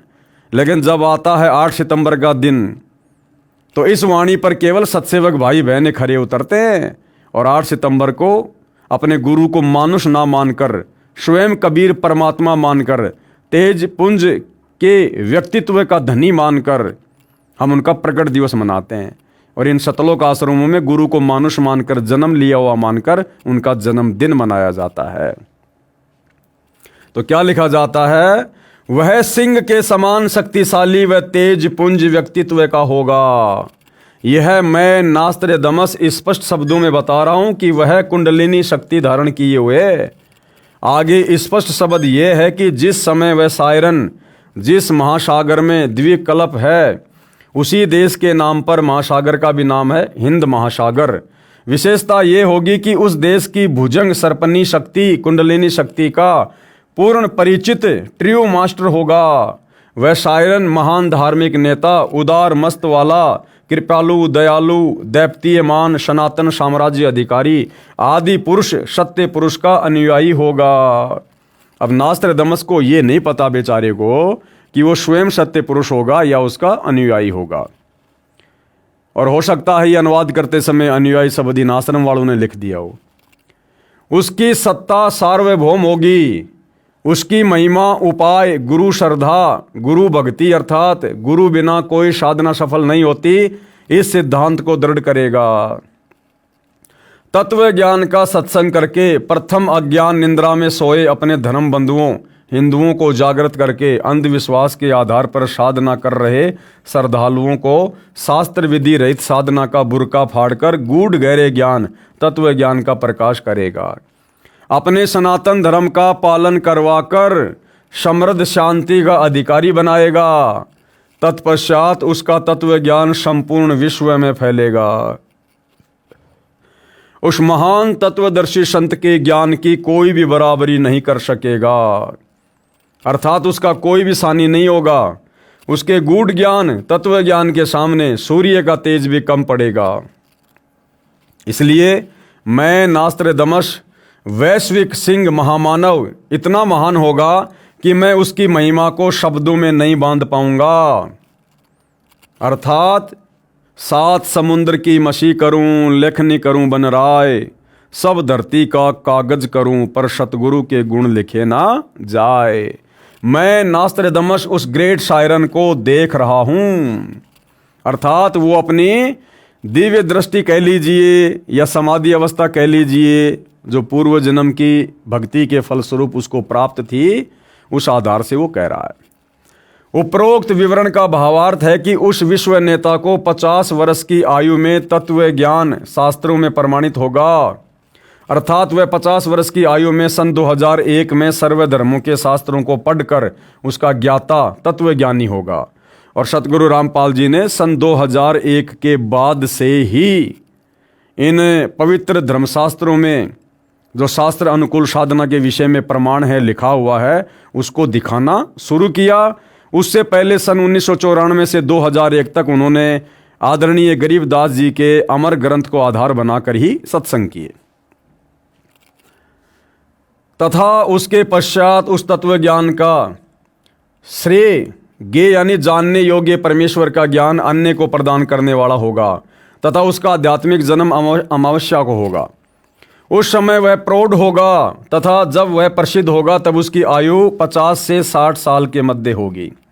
यानी 2006 के करोथा कांड के समय परमेश्वर की जो लीला में शारीरिक आयु थी वो 50 वर्ष के आसपास थी।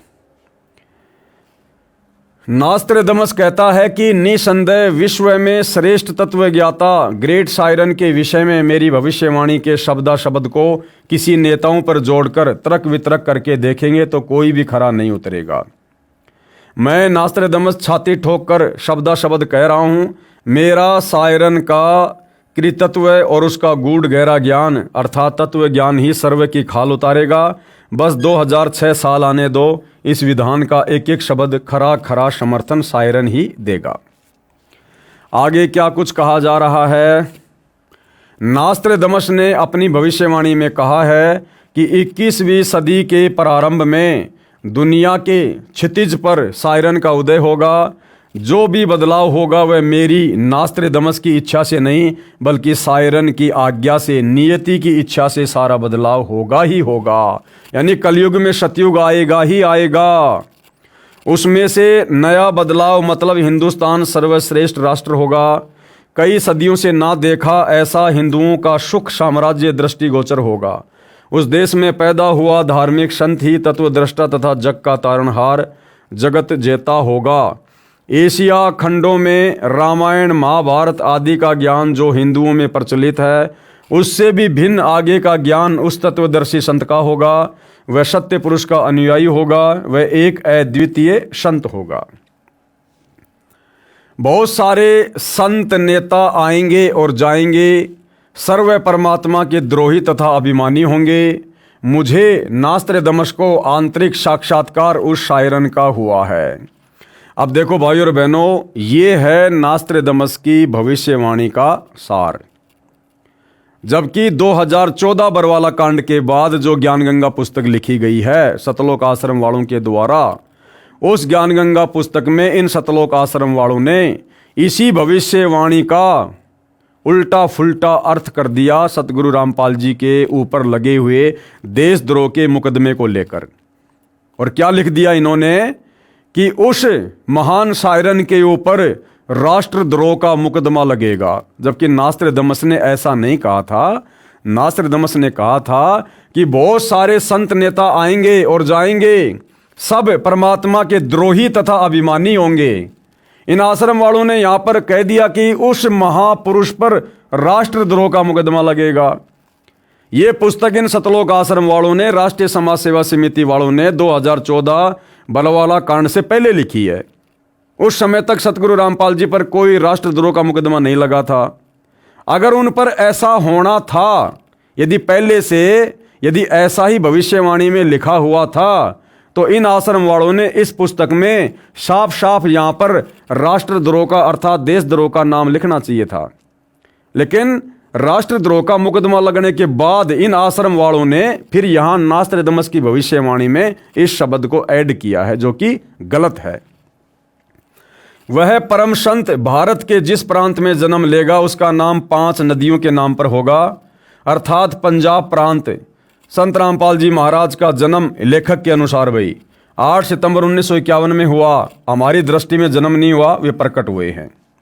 उस समय हरियाणा तथा पंजाब एक ही प्रांत था। 1 नवंबर 1966 को हरियाणा प्रांत पंजाब से भिन्न हुआ। नास्त्रदमस ने यहां तक कहा है कि उस महान संत की माता कुल 3 बहनें होंगी। बिल्कुल सत्य है। संत रामपाल जी महाराज की माता जी 3 बहनें हैं। 2 का देहांत हो चुका है। वर्तमान में सतगुरु रामपाल जी की मुंह बोली माता जी का भी देहांत हो चुका है, अर्थात तीनों बहनों का शरीर छूट चुका है। संत रामपाल जी की माता यानी उनकी मुंह बोली माता आज 2013 तक जीवित है, लेकिन 2014 में बरवाला कांड हुआ। उसके बाद 2018 में सतगुरु रामपाल जी की मुंह बोली माता जी का भी देहांत हो गया।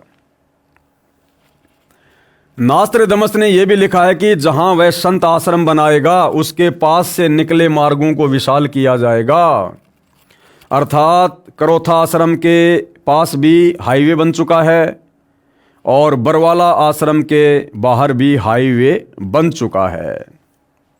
हिंदुस्तान का हिंदू संत आगामी अंधकारी भक्ति ज्ञान के अभाव से अंधे प्रलयकारी स्वार्थवश भाई भाई को मार रहा है। बेटा बाप से विमुख है। हिंदू हिंदू का शत्रु, मुसलमान मुसलमान का दुश्मन बना है। धुंधुकारी अर्थात माया की दौड़ में बेसब्रे समाज जगत को नया प्रकाश देने वाला सर्वश्रेष्ठ जगत जेता धार्मिक विश्व नेता की अपनी उदासी के सिवा कोई अभिलाषा नहीं होगी। अर्थात लेखक ये कहना चाहता है, अर्थात नास्त्रदमस की भविष्यवाणी ये कह रही है कि उस महान संत का परमार्थ के अलावा अपना किसी प्रकार का कोई स्वार्थ नहीं होगा और उनकी चिंता का केवल एक ही कारण होगा, आत्माओं को सतलोक में भेजना, मोक्ष दिलवाना। धार्मिक विश्व नेता की अपनी उदासी के सिवा कोई अभिलाषा नहीं होगी, अर्थात मानव उद्धार के लिए चिंता के अतिरिक्त कुछ भी स्वार्थ नहीं होगा, ना अभिमान होगा। ये मेरी भविष्यवाणी की गौरव की बात होगी कि वास्तव में वह तत्वदर्शी संत संसार में अवश्य प्रसिद्ध होगा। उसके द्वारा बताया ज्ञान सदियों तक छाया रहेगा। वह संत आधुनिक वैज्ञानिकों की आंखें चक्काचौंध करेगा, ऐसे आध्यात्मिक चमत्कार करेगा कि वैज्ञानिक भी आश्चर्य में पड़ जाएंगे।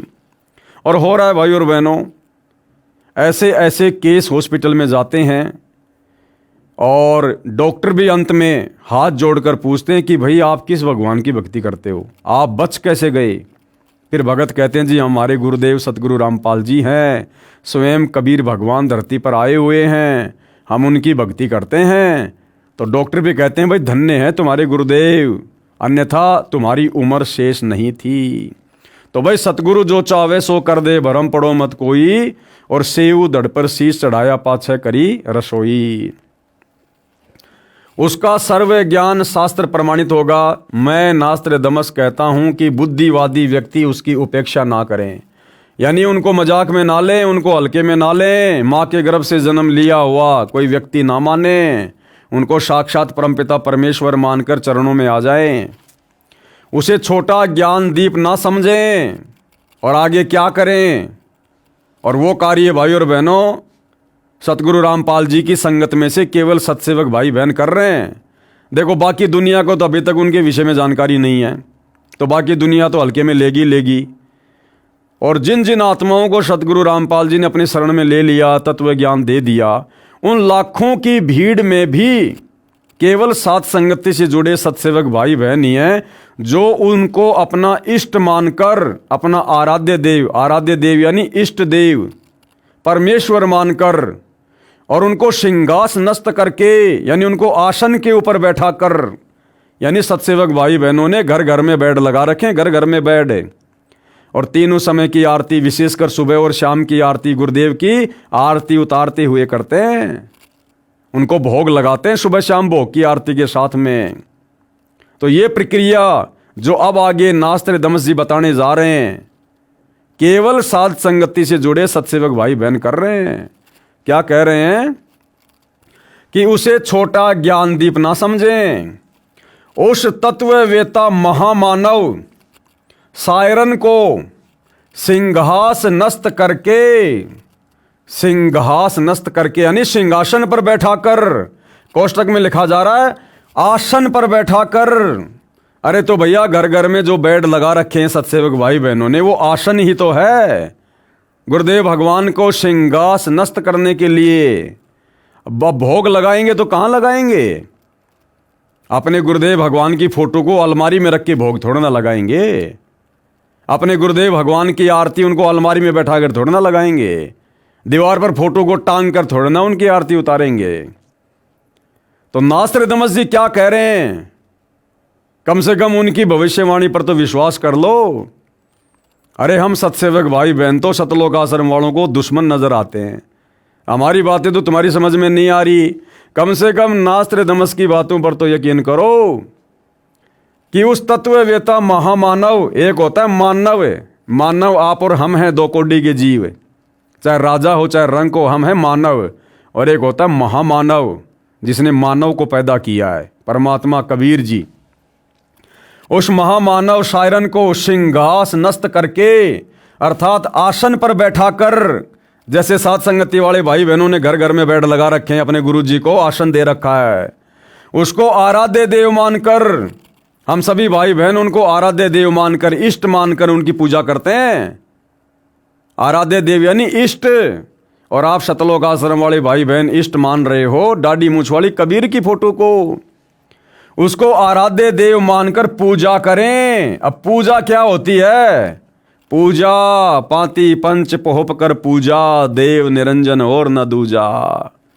तो नास्त्रदमस के अनुसार केवल सत्सेवक ही अपने गुरु को पहचान कर, उनको अपना आराध्य देव, अपना इष्ट मानकर, अब जब हमने गुरु को इष्ट मान लिया, आराध्य देव मान लिया नास्त्रदमस के अनुसार, फिर भैया दाढ़ी मूंछ वाली फोटो का क्या महत्व रह गया? उस कागज के टुकड़े का क्या रोल? जब हमने गुरु को इष्ट मान लिया, कबीर मान लिया, आराध्य देव मान लिया, फिर दाढ़ी मूंछ वाली फोटो का जून में कबीर प्रकट दिवस क्यों मनाएं? उस मुर्दा फोटो को घर में क्यों रखें? तो नास्त्रदमस जी कह रहे हैं उसको आराध्य देव मानकर पूजा करें। वह आदि पुरुष, सत्य पुरुष का अनुयायी दुनिया का तारणहार होगा। विशेष भविष्य वक्ता नास्त्रदमस की भविष्यवाणी को ठीक से न समझकर व्यर्थ की अटकलबाजियां लगाई गई हैं। उदाहरण के लिए नास्त्रदमस की भविष्यवाणी, अब ये अंग्रेजी पढ़ लेना भाई क्या क्या लिखा हुआ है इसमें। सेंचुरी 10 क्यूटेरियम number 75 long awaited, he will never return in Europe, he will appear in Asia and he will grow. Our all king of East, one of the legacy issued from the great Hermes, ये शब्दों के अर्थ भी लिखे हुए हैं भाई, देख लेना। मेरे को तो ज़्यादा ये अंग्रेजी फंग्रेजी आती नहीं है, हम तो सीधा हिंदी पे चलते हैं। वह महान सायरन उस देश में उत्पन्न होगा जो 3 ओर से सागर से घिरा होगा। भारत ही एकमात्र ऐसा देश है जो 3 ओर से समुद्र से घिरा है। नंबर 2, उस देश का नाम एक समुद्र के नाम पर होगा, हिंद महासागर अर्थात हिंदुस्तान। वह महापुरुष हिंदुस्तान के उस क्षेत्र में जन्म लेगा जिसमें 5 नदियां रावी, सतलुज, झेलम, व्यास और चिनाब बहती हैं, अर्थात वो क्षेत्र है पंजाब। और जिस समय सतगुरु रामपाल जी प्रकट हुए 8 सितंबर 1951 को, उस समय ये धनाना का क्षेत्र, रोहतक का क्षेत्र पूरा पंजाब का क्षेत्र था। और फिर 1966 में पंजाब से हटकर हरियाणा बना। विवेचन, इस आधार से एक सज्जन ने अपना मत व्यक्त किया है कि श्री गुरु नानक जी के विषय में उपरोक्त भविष्यवाणी है, क्योंकि श्री नानक जी का जन्म पंजाब प्रांत में हुआ था।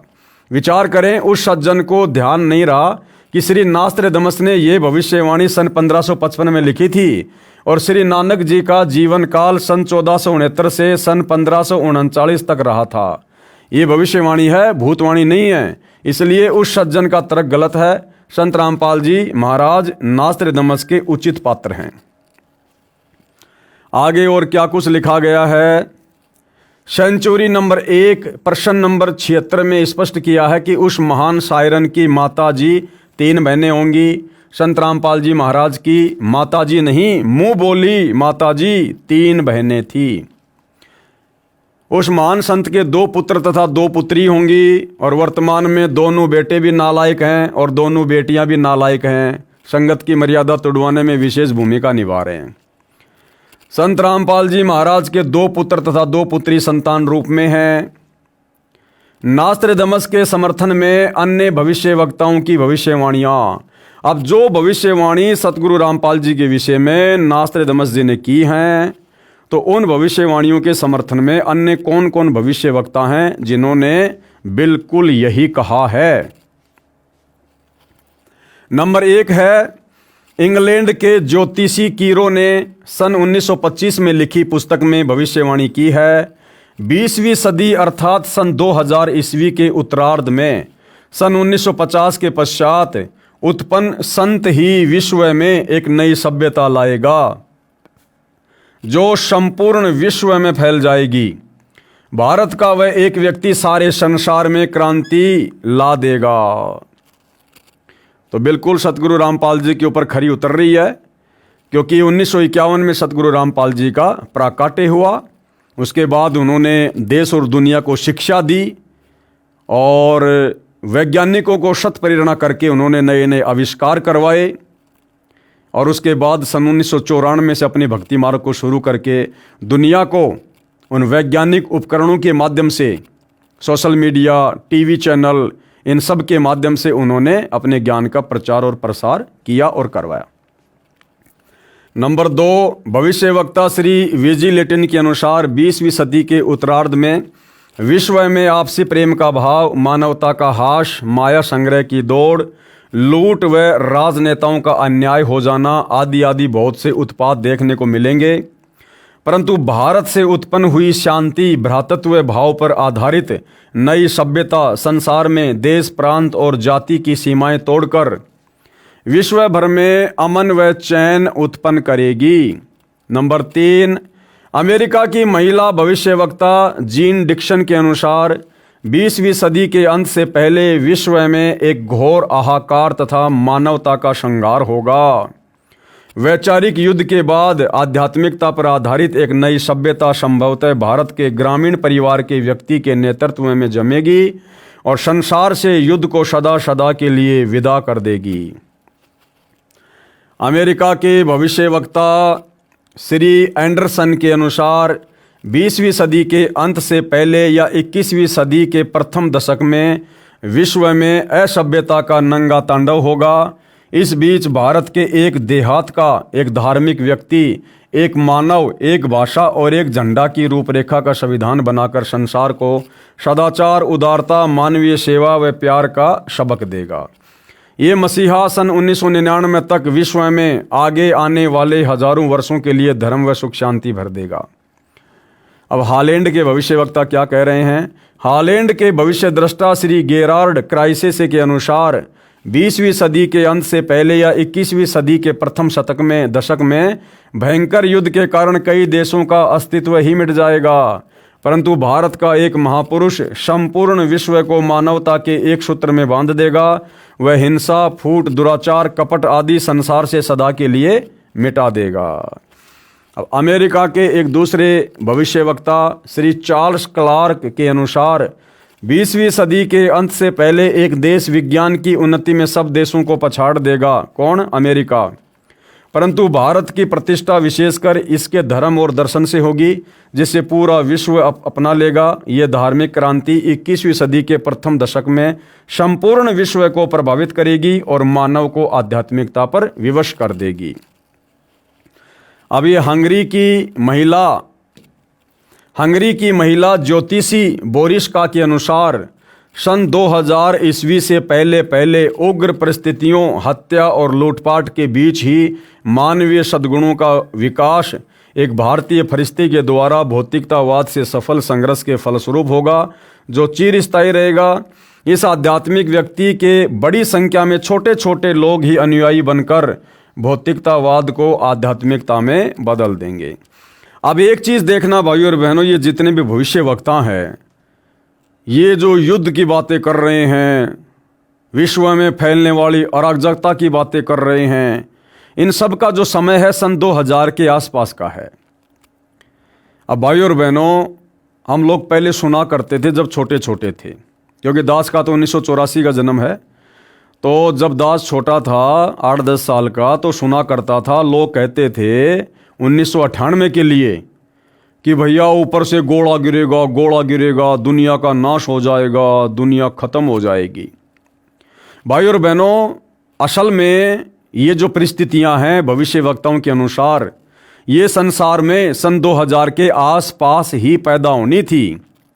ये पूरा विश्व 2000 के आसपास विशेष संकट के दौर से गुजरना था।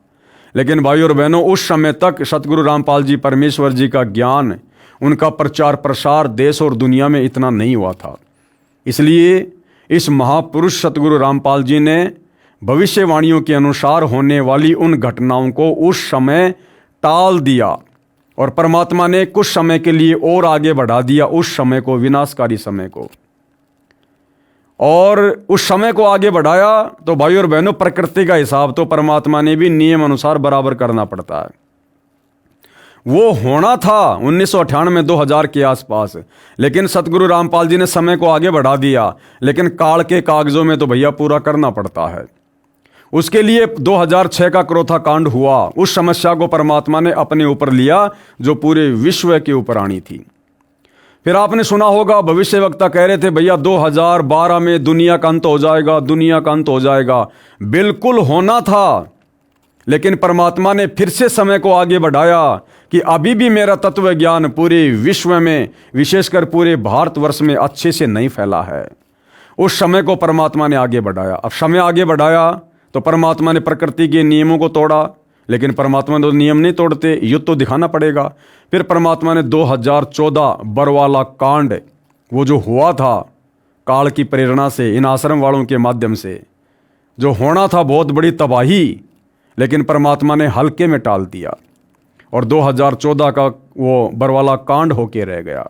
समय को परमात्मा ने फिर आगे टाल दिया कि अभी मेरा ज्ञान पूरी तरह से मेरे बच्चों तक नहीं पहुंचा है। अब भाइयों और बहनों, जो 2028 का समय है, अब ये समय आगे नहीं बढ़ेगा। चाहे कोई ज्ञान को समझे चाहे ना समझे, सारी उम्र परमात्मा संदेशा देने में नहीं लगा रहेगा। सतलोक के लिए आत्माएं भी तैयार करनी है। तो 2028 युग परिवर्तन का समय खुद सतगुरु रामपाल जी ने अपनी ज्ञान गंगा पुस्तक में नास्त्रदमस की भविष्यवाणी में लिखा हुआ है। और सतगुरु रामपाल जी ने लिख दिया तो भाई फाइनल है। अब ये समय आगे नहीं टलेगा। मुट्ठी भर भी समय हमारे पास नहीं है। हम 2025 के दिसंबर के महीने में जी रहे हैं। 26, 27, 28 मुश्किल से 3 वर्ष हैं। अगर संभल सको तो संभल लेना। फ्रांस के डॉक्टर जूल वर्न के अनुसार सन 1990 के बाद यूरोपीय देश भारत की धार्मिक सभ्यता की ओर तेजी से झुकेंगे। सन 2000 तक विश्व की आबादी 640 करोड़ के आसपास होगी और बिल्कुल उतनी थी। भारत से उठी ज्ञान की धार्मिक क्रांति नास्तिकता का नाश करके आंधी तूफान की तरह संपूर्ण विश्व को ढक लेगी। उस भारतीय महान आध्यात्मिक व्यक्ति के अनुयायी देखते देखते एक संस्था के रूप में आत्मशक्ति से संपूर्ण विश्व पर प्रभाव जमा लेंगे। फ्रांस के नास्त्रदमस के अनुसार विश्व भर में सैनिक क्रांतियों के बाद थोड़े से ही अच्छे लोग संसार को अच्छा बनाएंगे, जिनका महान धर्मनिष्ठ विश्वविख्यात नेता 20वीं सदी के अंत और 21वीं सदी की शुरुआत में किसी पूर्वी देश से जन्म लेकर भ्रातृत्ववर्ती व सौजन्यता द्वारा सारे विश्व को एकता के सूत्र में बांध देगा। नास्त्रदमस शतक 1 श्लोक 50 में प्रमाणित कर रहा है, 3 ओर से सागर से घिरे द्वीप में उस महान संत का जन्म होगा, यानी प्रकट होगा। उस समय तत्व ज्ञान के अभाव से अज्ञान अंधेरा होगा, नैतिकता का पतन होकर हाहाकार मचा होगा। वह शायरन धार्मिक नेता गुरुवर अर्थात गुरुजी को वर यानी श्रेष्ठ मानकर अपनी साधना करेगा तथा करवाएगा। वह धार्मिक नेता तत्वदर्शी संत अपने धर्म बल अर्थात भक्ति की शक्ति से तथा तत्व ज्ञान द्वारा सर्व राष्ट्रों को नतमस्तक करेगा। एशिया में उसे रोकना अर्थात उसके प्रचार में बाधा करना पागलपन होगा। शतक 1 श्लोक 50 सेंचुरी 1 कन्ना 50। अब इजराइल के प्रोफेसर हरार क्या कह रहे हैं?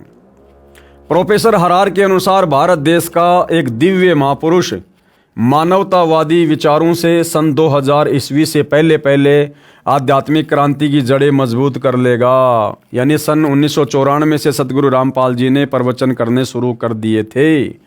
वह सारे विश्व को उनके विचार सुनने को बाध्य होना पड़ेगा, क्योंकि परिस्थितियां ऐसी पैदा हो जाएंगी। सतगुरु रामपाल जी की भक्ति के अलावा, उनकी शरण के अलावा धरती पर दूसरा ठिकाना दिखाई नहीं देगा।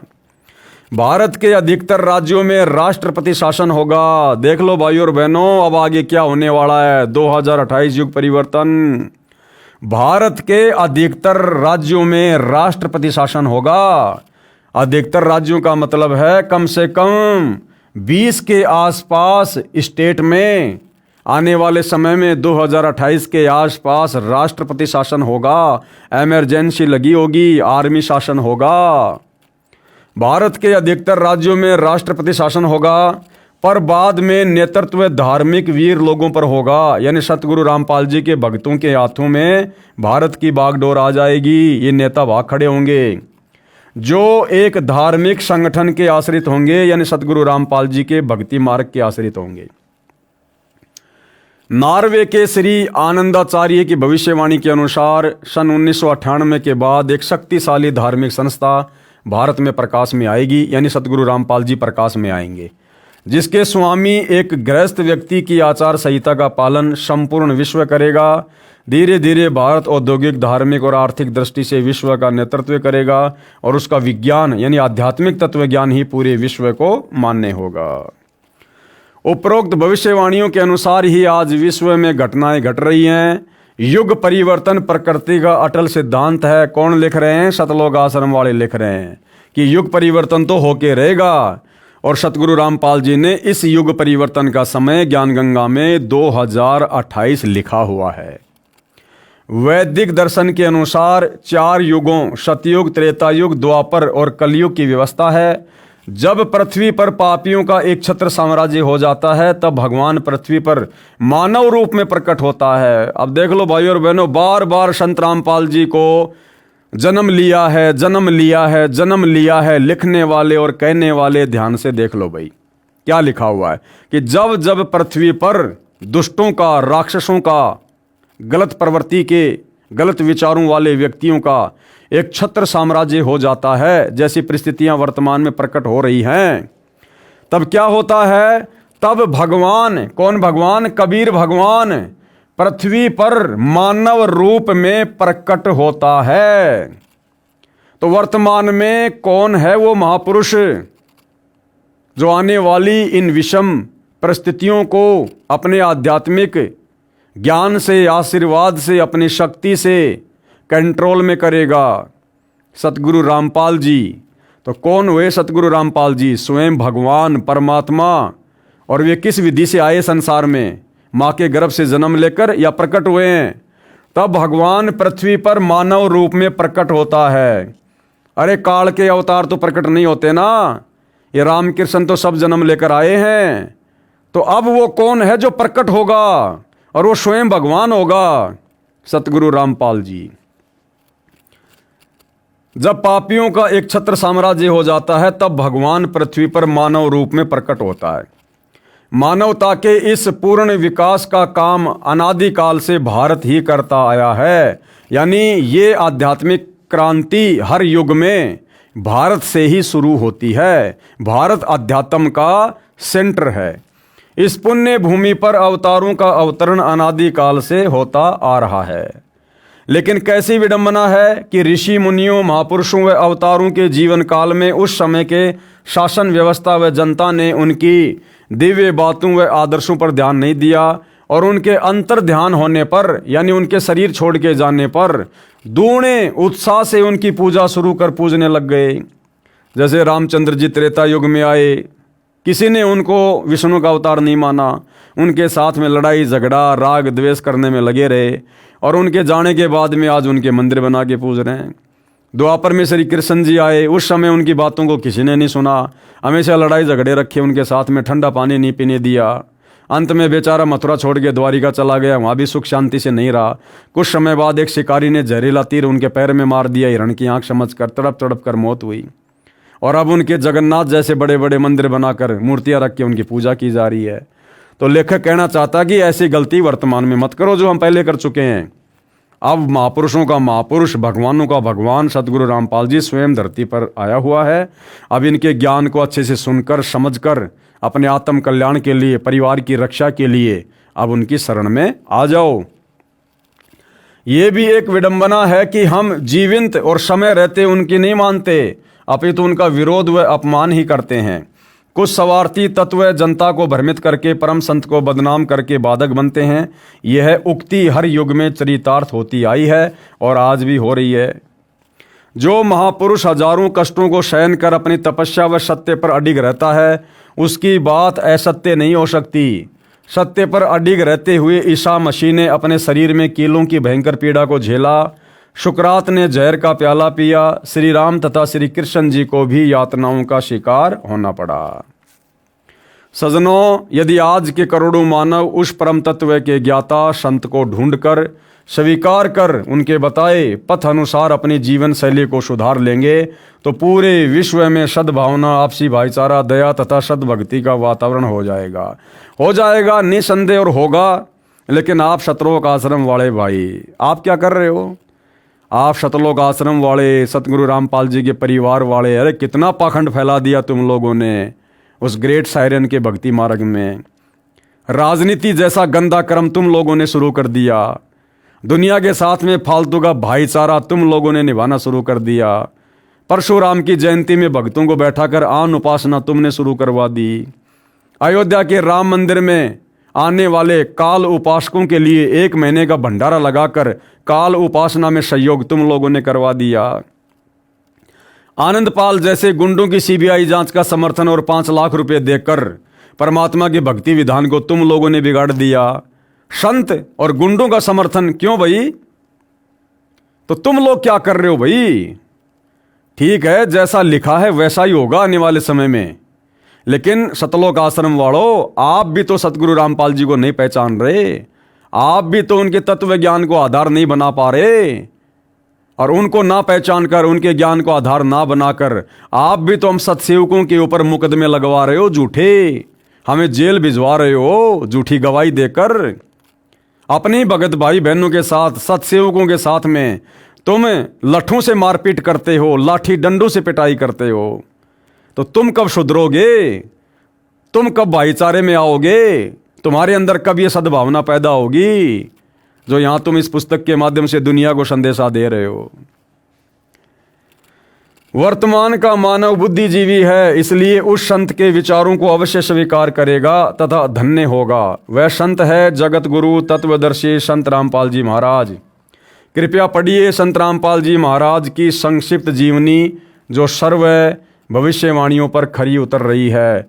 संक्षिप्त जीवनी शब्द उचित नहीं है, संक्षिप्त लीलामय जीवनी, लीलामय, क्योंकि महापुरुष जो होते हैं वो लीला करते हैं। आम प्राणियों की तरह हमें सामान्य जीवन जीते अवश्य दिखाई देते हैं, परंतु उनका वो जीवन लीलामय होता है। तो संत रामपाल जी महाराज जी का संक्षिप्त लीलामय परिचय यहाँ पर लेखक ने लीलामय लिखना चाहिए था, लेकिन लेखक जो भगत है वो अभी सतगुरु रामपाल जी को केवल अपना गुरु मान रहा है, अपना इष्ट नहीं मान रहा। अगर इष्ट मानता तो इष्ट यहाँ पर लीला करने आता है। इष्ट कौन? कबीर। तो कबीर जी लीला में सारा काम करते हैं। तो भाइयों और बहनों, इस विषय के ऊपर हम कल विशेष तौर पर जानेंगे, समझेंगे, और अध्यात्म के साथ साथ हम गहरी शिक्षा भी लेंगे ताकि हम निकट भविष्य में गलतियां करने से बचें, मर्यादा में रहकर भक्ति को सफल करें और अपने मनुष्य जीवन को धन्य करें। तो आज के वीडियो में केवल इतना ही। कल फिर परमेश्वर की सेवा में हाजिर होंगे। तब तक गुरुदेव भगवान हम सबको आशीर्वाद दे, सद्बुद्धि दे। बंदी छोड़ सतगुरु रामपाल जी भगवान की जय हो।